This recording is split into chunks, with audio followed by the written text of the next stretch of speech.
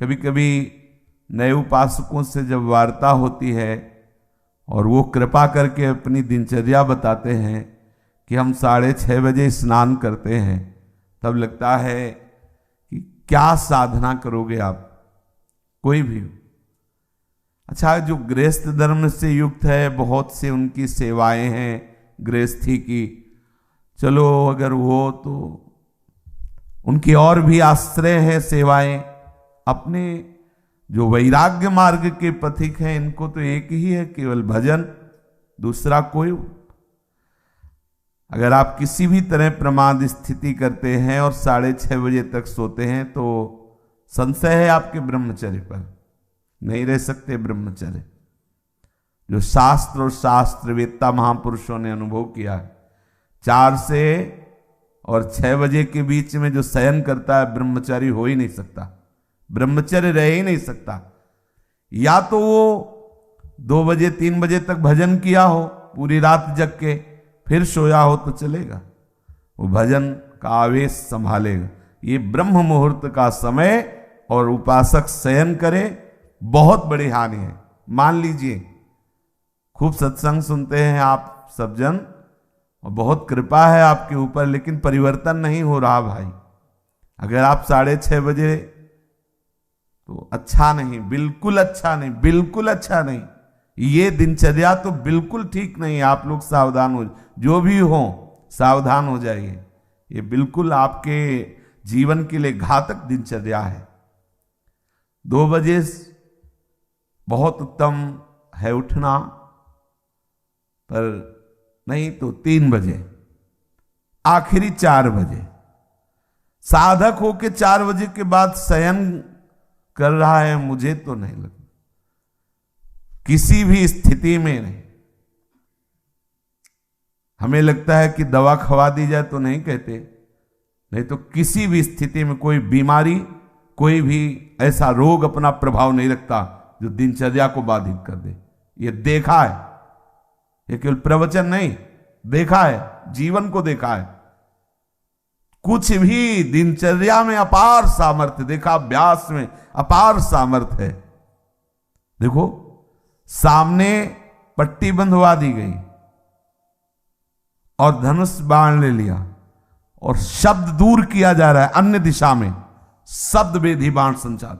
अभ्यास देखो, आंख में पट्टी बंधी हुई है, शब्द किस दिशा से हो रहा है, एक श्रवणेंद्र से देखना है और बाण वहीं संधान करना जहां से शब्द निकला है। अभ्यास देखो, अभ्यास का प्रभाव देखो, कितने से चमत्कार अभ्यास में लौकिक, और आप परमार्थ के पथिक, और आपका यह अभ्यास कि आप उठे और फिर सो गए। क्या मतलब, आपकी दिनचर्या क्या है?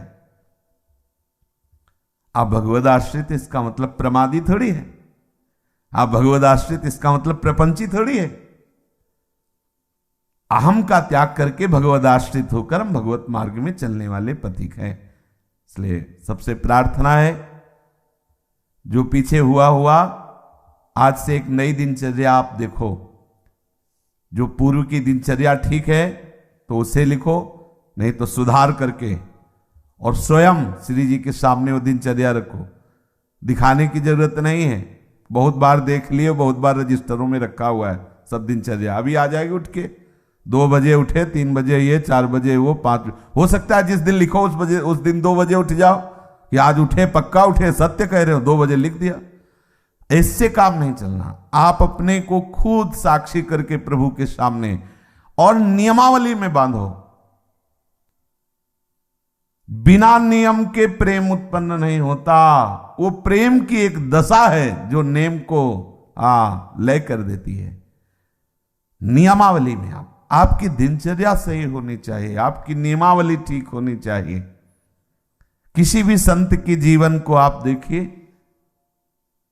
देखो एक स्थिति सिद्धावस्था में ऐसी आती है स्वाभाविक कि उनको देह से संबंध नहीं रह जाता।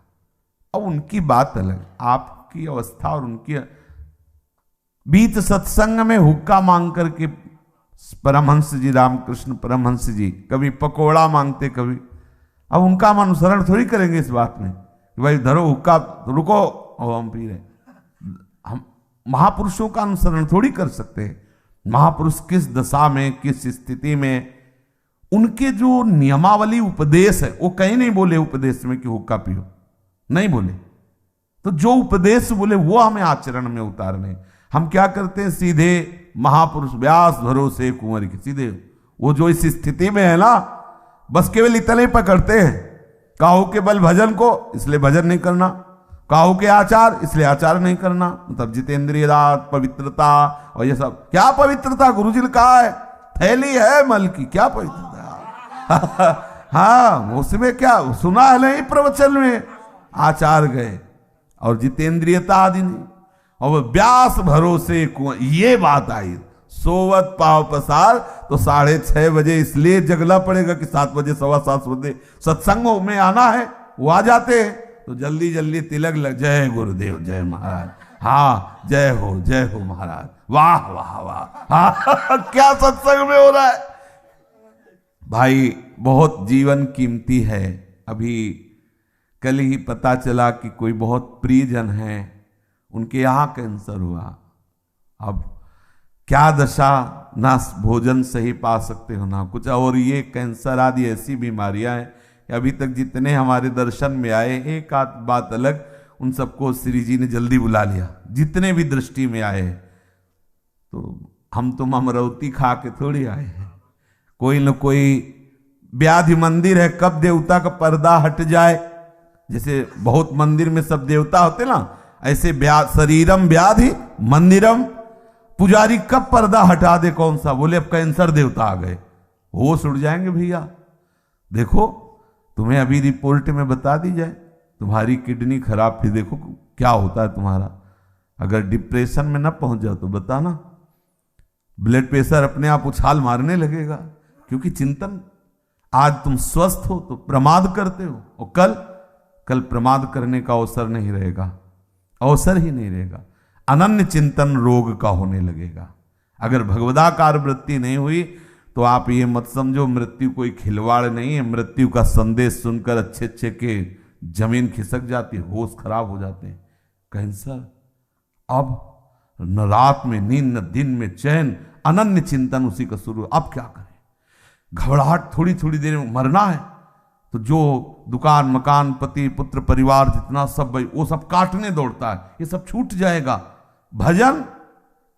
भजन कोई साधारण वस्तु है। इसलिए भर्तृहरि जी महाराज कह रहे हैं, यावत स्वस्थ वेदम गृहम कलेवरम यावत च दूरे जरा।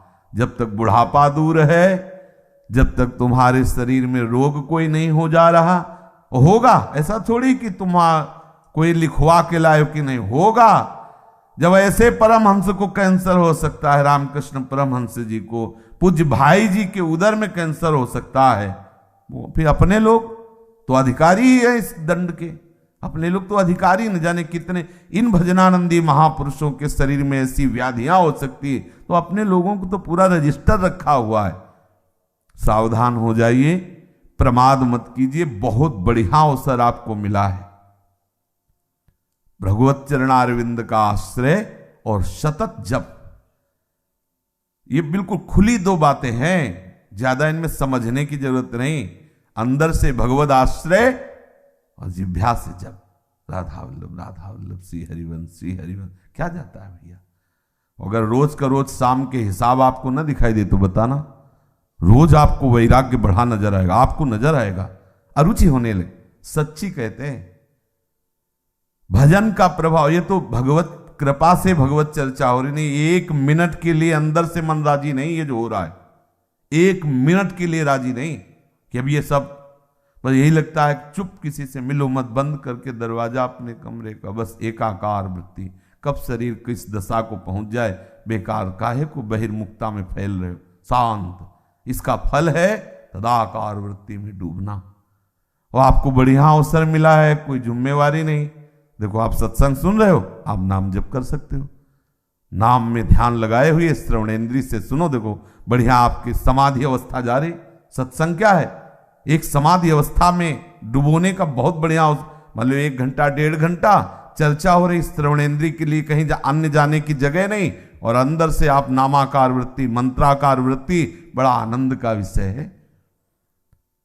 अगर हम भजन छोड़ दिए बाह्य में ही समय व्यतीत किए तो बाह्यकरण से आप सेवाएं करते रहो, बाह्यकरण से दिनचर्या करते रहो, अंतःकरण विषय चिंतन कर रहा है तो आनंद बाह्यकरण को होना है कि अंतःकरण को? समझना, जरा सूक्ष्मता से समझना, परिवर्तन किसका होना है? अंतःकरण का। बाह्यकरण का तो देखो 2 मिनट में परिवर्तन सब, लेकिन अंतःकरण का परिवर्तन चिंतन से होता है, भजन से होता है। बड़े बड़े हम संत महापुरुषों के समीप रहने वालों को देखा है, अंतर में भजन नहीं तो दीपक तले अंधेला पाया गया है, दीपक तले अंधेला पाया। बहुत अच्छी बात समझ, बहुत घुस के तमाशा देखा है अंतर और बाहर में। भजन नहीं तो बड़े बड़े भजनानंदी महापुरुषों के समीप रहने वाले बड़ा प्रपंच का नाटक देखा गया है। वो महापुरुष तो आनंदित रहते हैं क्योंकि उनके लिए तो एक ऐसी स्थिति है प्राप्त हो गई जहां प्रपंच का स्पर्श नहीं है और उनके प्रभाव से बाहरी व्यवहार सामग्रियों की खूब बहुतायत होती है। तो नीचे भजन का मतलब नहीं रह जाता कि भजन क्या है, बस वो सम्मान और विषय आदि का सेवन, क्योंकि महापुरुषों का प्रभाव सम्मान दिलाता है, महापुरुषों का प्रताप वो वस्तुएं जो विषय संबंधी सेवन में आती, अच्छी से अच्छी वस्तुएं, होता क्या है अंतःकरण मलिन हो जाता है। इतने बड़े महापुरुष के समीप रहते हुए अंतःकरण और इतना मलिन हो जाता है को महापुरुषों पर भी अपराध कर बैठता है। जिनके प्रताप से पोषित होता है वो वहीं अपराध कर बैठता है। इसलिए प्रधान बात है अंतर में आपका साधन चलना चाहिए, अंतःकरण आपका भगवत चिंतन में रहे। खुली बात समझ लीजिए, बाह्यकरण से बाह्य पवित्रता होती है, अंतःकरण से अंतःकरण की पवित्रता होती है। बाह्यकरण और अंतःकरण दोनों भागवतिक हो जाए तो स्वभाव का परिवर्तन हो जाता है, स्वभाव का परिवर्तन होता है तो स्वरूप का अनुभव हो जाता है। जो हमारा सखा भाव, गोपी भाव, सहचरी भाव का भाव स्वरूप है उसकी प्राप्ति हो जाती है। इसलिए भैया चूको मत, बहुत बढ़िया अवसर, बड़ा घबराहट का विषय है। जब ये शरीर पीड़ा से युक्त होता है तो केवल प्रभु ही ऐसे जो हमें बचा सकते हैं, नहीं तो जब शरीर स्वस्थ होता है तो अहंकार देवता अपना नाटक करवाते रहते हैं और जब अस्वस्थ हो जाता है तो मनी राम उसी अस्वस्थता का चिंतन, बड़ा क्लेश में है। और इस संसार से मुक्त हो जाइए। अगर आप सोच रहे हो तो दिन प्रतिदिन ऐसा भयावह संसार का स्वरूप आएगा, पूछो मत। इससे मुक्त होना ही अब एक उपाय रह गया है। अब हम ये नहीं कह सकते कि जन्म जन्म, क्योंकि महामारियां, नाना प्रकार की प्रतिकूलताएं, नाना प्रकार की व्यभिचार, नाना प्रकार के खान पान की मलिनताएं ये कलिकाल में बढ़ती ही चली जाएंगी और उसका प्रभाव पड़ेगा। जैसे बाहर रोड में यदि गंदा कोई इत्र डाल दिया जाए तो उसकी खुशबू सबको आएगी, अच्छा डाल दिया जाए तो अच्छी आएगी। ऐसे ही इस सृष्टि में जो भी भयानक से भयानक आचरण होंगे, जो भी बुरे आचरण होंगे, पूरी सृष्टि पर उसका प्रभाव पड़ता है। अगर कोई बच सकता है तो भजन के प्रभाव से बच सकता है, नहीं तो प्रभाव, जैसे सर्दी का प्रभाव सबके ऊपर पड़ रहा है पर जो कंबल ओढ़े बच गए। अगर कहीं भी कुछ भी मलिनता का आचरण होता है तो पूरी सृष्टि पर उसका प्रभाव पड़ता है, वो समझ में नहीं आता। अगर कोई बच सकता है कलयुग की कुचाल से तो भजन, केवल भजन, दूसरा कोई उपाय नहीं। भजन करके भगवत धाम में स्थित हो जाओ, प्रभु को प्राप्त हो जाओ, नहीं बहुत दुख भोगना पड़ेगा। अभी प्रमादी मन है तो देख लेंगे, अरे देख लेंगे, होश खराब हो जाते हैं, मृत्यु सुखद लगने लगती है, ऐसे ऐसे कष्ट आते हैं कि वो चाहता कि मुझे कोई मार दो। सच्ची मानना, हमने देखा है, चाहता है कि इस दशा से तो अच्छा है कि मुझे मार दो। भाई मरना थोड़ी हमारा समाधान होगा, भगवत प्राप्ति समाधान। इसलिए बेचैन हो जाओ भगवत प्राप्ति के लिए। प्रेम की चलो बड़ी ऊंची बात है, लेकिन इतना तो रख लो कि अब प्रभु मुक्त करो इस नरक से, ये नाना प्रकार के क्लेशों से। कितने बंधे इस शरीर में। अरे आप देखो, ज्ञान की बातें चाहे जितनी करो, जब इसकी रिपोर्ट आती है ना तो एक बार चेहरा गिर जाता है किसी का भी हो, जब हाथ में बताई जाती है रिपोर्ट की ये है, एक बार ऐसे क्रिएटिनिन और पोटेशियम, अब डायलिसिस शुरू होगा। हाँ, एक बार तो फिर वो, अरे हम कोई शरीर है क्या, वो जब चिंतन, तब फिर आनंद की अच्छे को। एक बार जब प्रलंबासुर ले गया ना बलराम जी को, तो एक बार वो भी उदास हो गए थे, फिर उनको स्वरूप को फिर घुसा मारा। तो ऐसे साधक प्रहार करता है, अरे किसी भी विकार पर, अरे नहीं नहीं, हम तो प्रभु के आश्रित है, प्रभु के दास है, पर इतना प्रहार करने लायक बन जाओ, आपकी ऐसी मनोवृत्ति भगवदाकार हो कि आप प्रहार कर सको। इसलिए भाई सावधान रहो। ये सुबह 6:30 बजे तक सोना ये ठीक नहीं। आप सो करके सोने को गवा रहे हैं। ये सोने का समय है, सोने का, स्वर्ण का। और क्या बोले, सोने का समय गुरु जी का, खूब सो आनंद से, ऐसा नहीं। ये स्वर्ण समय है, ब्रह्म मुहूर्त, खूब ना। हमारे लिए तो हर क्षण ब्रह्म मुहूर्त है। ये तो केवल एक दिनचर्या की लेकर नहीं, हर समय हमारा ब्रह्म मुहूर्त है। हम प्रभु में लगे हुए हैं, इसलिए हर समय प्रेम में प्रभु का चिंतन हो रहा है। हर समय हमारे लिए महामंगल में, महापावन है। देखो, आप सबसे प्रार्थना है, बहुत सोच समझ के दिनचर्या बनाएं, और जो दिनचर्या बनाए 10-12 वर्ष उसमें कोई विक्षेप नहीं होना चाहिए। आज गए 5 घंटे यमुना के किनारे बैठ गए, 5 दिन गए ही नहीं, ये रसिकों की दिनचर्या नहीं। ये वृंदावन की उपासना में दिनचर्या एक आपकी नियमावली। या तो आप ऐसी स्थिति में कि 5 दिन आपको शरीर शुद्ध नहीं रही, तो कोई बात नहीं, दिनचर्या का फल मिल गया। आपकी दिनचर्या एक ऐसी होनी चाहिए जो बने तो कम से कम 10-12 वर्ष तो एक रस चलना चाहिए। आज ये, कल वो, फिर परसों बदल गया, फिर अलग बदल दिनचर्याएं रजिस्टर में लिखी रखी रह गई और हमारी कुछ और ही दिनचर्या चल रही। भाई ऐसा मत कीजिए। भगवत मार्ग के पथिक, चाहे आप गृहस्थ हों, विरक्त हों, बहुत सोच समझ कर दिनचर्या बनाइए। आप 10 मिनट यदि भजन में बैठते हैं तो ठीक टाइम पर बैठिए, और बहुत काल तक वो समय भजन में दीजिए। कि हम 10 मिनट बैठते हैं तो हम 10-12 वर्ष तक 9 मिनट नहीं होने देंगे, 10 मिनट तो बैठेंगे ही, और हमें मिलेगा तो हम माया से खींच कर और समय बढ़ाते घटने नहीं देंगे। ये दिनचर्या का भाव होता है अपने मन को बांधना।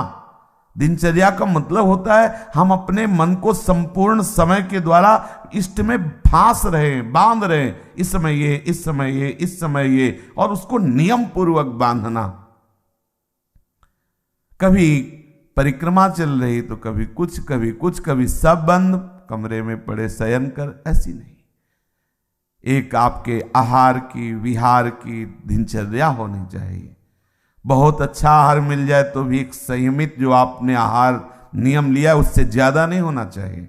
ना मिले उस समय के बाद, आपको सच्ची बताए, यदि आपकी दिनचर्या सही है तो समय के बाद आहार करने की इच्छा ही खत्म हो जाती है। अगर आपका समय कि इस समय से इस समय तक आप प्रसाद लेते हैं, अगर नहीं मिले तो उसका चिंतन खत्म, उसकी इच्छा ही खत्म। अब अगले टाइम जब पाते हैं तब फिर आए। बहुत बड़ा नियम में बल होता है। बिना घड़ी के अपने आप नेत्र खुल जाना, दोबारा आलस्य ना आना, शरीर में एक नई स्फूर्ति, अभ्यास में बहुत बड़ी ताकत होती है। अपने लोगों का अभ्यास ही दृढ़ नहीं हो रहा है, नियमावली ही ठीक से नहीं बन रही। दिनचर्या में पता होना चाहिए, ये इस समय तो वो सत्संग में मिलेंगे, इस समय वो परिक्रमा में होंगे, इस समय वो जप में बैठे होंगे, उनका समय है जप का, इस समय तो मौन होंगे, वो बोलेंगे नहीं। साधु की दिनचर्या होती। हमारी क्या दिनचर्या है, इस पर ध्यान दीजिए। एक बार आप ही दिनचर्या बना लीजिए और उसे 10-12 वर्ष तक चलाइए।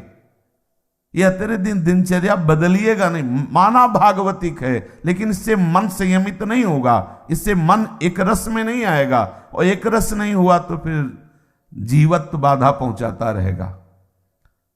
ये जो जीवत्व है, काम क्रोध लोभ आदि, ये सब फिर परेशान करते रहे, प्रमाद स्थितियां आती रहेंगी। एक रस में बहुत बड़ा बल।